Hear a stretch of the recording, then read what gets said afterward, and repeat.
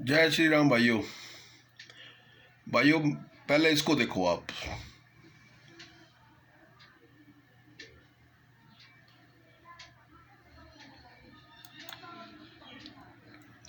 देख लिया भाइयों, ये दे रहे हैं हम अपने बच्चों को संस्कार। अरे भाइयों, आप और हम सब कहते हैं लव जिहाद हो रहा है, लव जिहाद हो रहा है। ले लव जिहाद की जननी यहाँ से शुरू होती है। यहाँ से छोटी बच्चियों को हम भेज देते हैं मुल्लों के पास में डांस सीखने के लिए, और डांस सीखने के बाद में डांस जब सीखती हैं तो कौन से गानों पे डांस करती हैं छोटी बच्चियाँ।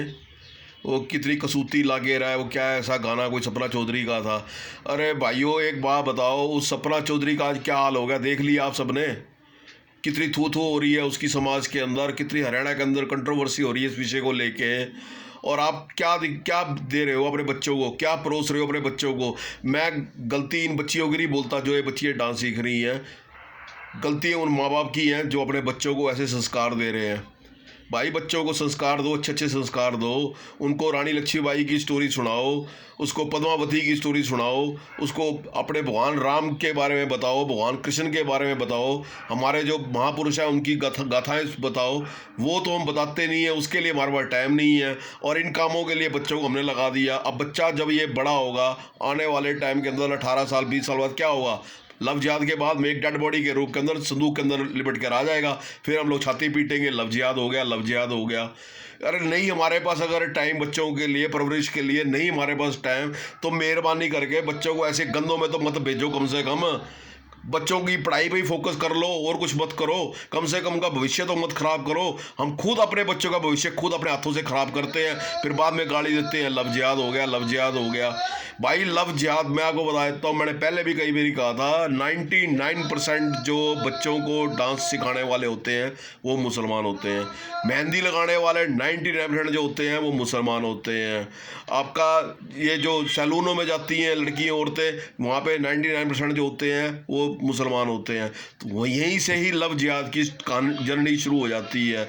तो मेरा आपसे निवेदन है, अपने बच्चों को अच्छे संस्कार दो, अच्छी अच्छी चीज़ें दो, बेकार की गंद मत उनके आगे परोसा करो, ताकि वो बड़े हो गए कोई एक अच्छे आदर्श बने, एक अच्छे मॉडल बने। आज भी बच्चों के मैं बहुत से देखता हूँ परिवारों के अंदर, उनकी माएँ जो हैं अपने उस पर पिक के ऊपर सलमान खान की फ़ोटो लगा के बैठी हुई हैं, बच्चों को डांस दिखा रही हैं, सलमान खान के एक्शन दिखा रही हैं।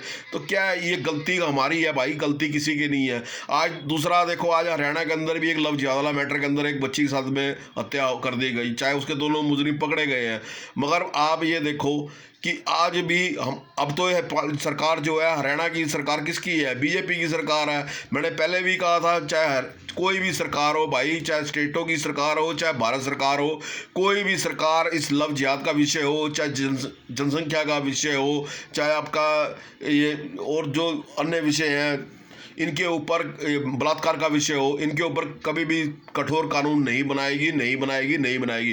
क्योंकि अगर ये कठोर कानून बना देते हैं तो हमारे देश के अंदर चाहे लोकसभा है, चाहे आपकी राज्यसभा है, चाहे आपके विधानसभाएं हैं राज्यों की, उनके अंदर बहुत से ऐसे नेता बैठे हुए हैं जिनके ऊपर रेप के चार्ज लगे हुए हैं। तो अगर सीरियस इसके ऊपर कोई केस कानून बन जाएगा तो बहुत से नेता जेलों में चले जाएंगे। इसलिए कोई भी पार्टी, कोई भी सरकार ऐसा नहीं चाहेगी कि बलात्कार के विषय को लेके एक सीरियस केस कानून बना दिया जाए, क्योंकि इनके अपने खुद के नेता जेलों में चले जाएंगे। और दूसरा, मैंने आपको पहले दिन से आज तक यही बोलता आ रहा हूँ, बार बार कहता आ रहा हूँ कि भैया कोई भी सरकार, कोई भी हिंदू दल, कोई भी राजनीतिक दल, कोई भी ग्रुप, कोई भी व्हाट्सएप ग्रुप, कोई भी फेसबुक ग्रुप तुम्हारी मदद के लिए कोई नहीं आएगा, कोई नहीं आएगा। अपनी आंखें खोल लो, अपने मोहल्ले में, गांव में, क्षेत्र में जहां रहते हो भाईचारा बढ़ा के रखो, यही तुम्हारे काम आएंगे। बाहरी कोई संगठन, कोई राजनीतिक पार्टी तुम्हारे काम नहीं आएगी। जाग जाओ भाइयों, बस मेरा तो यही आपसे निवेदन है, आप भी जागो और अपने हिंदू समाज को भी जगाओ। जय श्री राम। और एक आपके पास है भाइयों, मैंने ऑडियो भेजी थी, वो ऑडियो सिर्फ एक फेक ऑडियो होती है। इसके अंदर क्या होता है कि जब आप पेट्रोल पंप पे जाते हो तो पेट्रोल लेने के लिए वहाँ पे बहुत से लोग बैठ खड़े होते हैं, वो आपको कूपन पकड़ा देते हैं। वो कूपन के बाद में आपके पास फ़ोन आएगा, फिर आपको एक पॉइंट पे बुलाएंगे, वहाँ पर आपके 2-3 घंटे ख़राब करेंगे। उसके बाद में आपको एक छोटा सा प्राइस देंगे और प्राइस के बदले में एक आप नॉर्मल चार्जेस आपसे लेंगे। वो जितने की चार्जेस होती है उतने का गिफ्ट देते हैं, उसके अलावा कुछ नहीं, और अपनी एड वेड करते हैं। इसके अलावा कुछ नहीं है। इस झमेले में मत पड़ना और कृपया करके ऐसे फ़ोनों से दूर रहें। जय श्री राम।